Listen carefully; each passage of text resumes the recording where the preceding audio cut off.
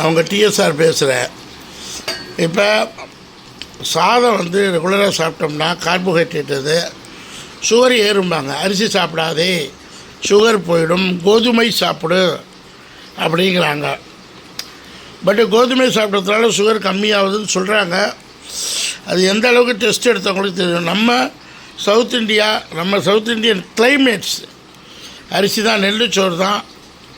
ஆனால் நெல்லுச்சோறுக்கு முன்னாடி கம்பு, கேழ்வரகு, சாமை, திணை, இந்த மாதிரி வெரைட்டி ஆஃப் மில்லட்ஸும்பாங்க. இதில் தான் நமக்கு சுகர் குறைஞ்சிருக்கு.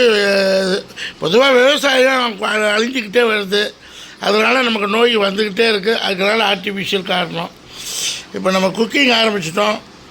முதல்ல நல்ல எண்ணெய் அது ஆரம்பிக்கிறோம். வெள்ளை உளுத்தம்பருப்பு, கடலைப்பருப்பு, மிளகு, ஜீரகம், பூண்டு, மிளகாய், வரமிளகாய், புளி பவுட்ரு போட்டிங்கன்னா ரொம்ப பெட்ரு. அதுக்கப்புறம் தேங்காய் சிதில்கள், வெள்ளை எள்ளு, நீங்கள் வெள்ளை எள்ளும் போடலாம், கருப்பு எள்ளும் போடலாம், உப்பு, கல் உப்பு, அதுக்கப்புறம் பெருங்காயம், கடுகு தாளிக்கிறதுக்கு, முந்திரி பருப்பு, இதெல்லாம் வறுத்து ஃப்ளேவராக தாளிக்க. ஸோ தாளிக்க ரெண்டு டைப் டிஷ்ஷு.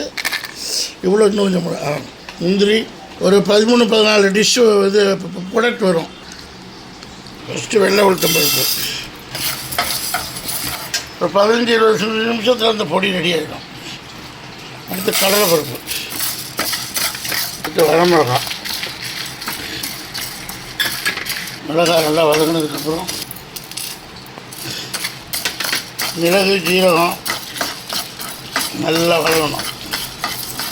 அதுக்கப்புறம் புளி சும்மா ஒரு 3 துண்டு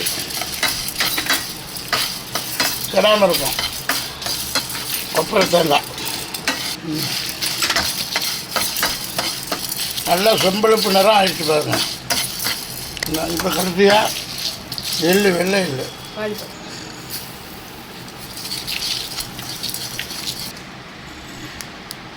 அடுத்து கல் உப்பு போடணும்.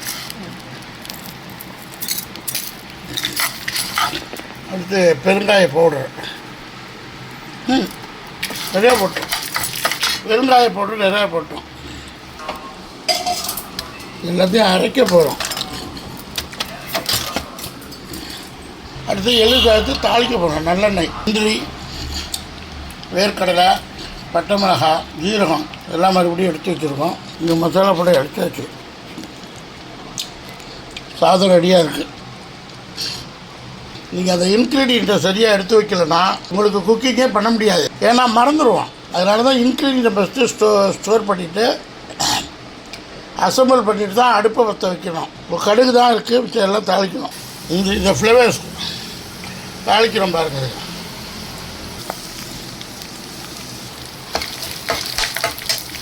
நல்லா ரோஸ்ட் ஆகிடுச்சு. முந்திரி, வேர்க்கடலை, கடுகு போட்டு தாளிச்சாச்சு. இப்போ நீங்கள் ரைஸை போடணும்.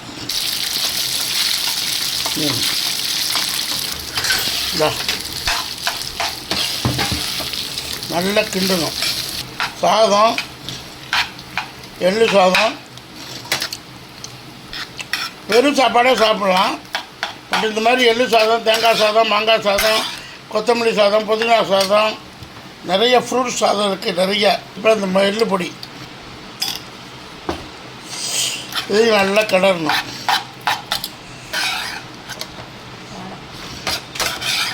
கம்ம வாசனை. எள்ளு சாதம் ரெடி. எப்படி புளியோதரை எல்லாம் மிக்ஸ் செய்வாங்களே அது மாதிரி எள்ளு மிக்ஸ் ரெடி. எள்ளு சாதம் வித்து முந்திரி, வேர்க்கடலை ஃப்ளேவர், அவ்வளோதான். இதோடு நீங்கள் கிரேவி என்ன வேணாலும் டிஷ் ஆட் பண்ணிக்கலாம். என்ன கொஞ்சம் உப்பு கொஞ்சம் நிறைய போட்டுருப்பேன். உப்பு போட்டுக்கலாம். இது மேலே ஃப்ளேவர் எது வேணாலும் நீங்கள் போட்டுக்கலாம். இது இருக்கிற ஃப்ளேவரே போதும். என்ன பார்த்தீங்க, கொஞ்சம் நெய்யும் ஊற்றிக்கலாம். வேண்டாம் வாசனைக்காக.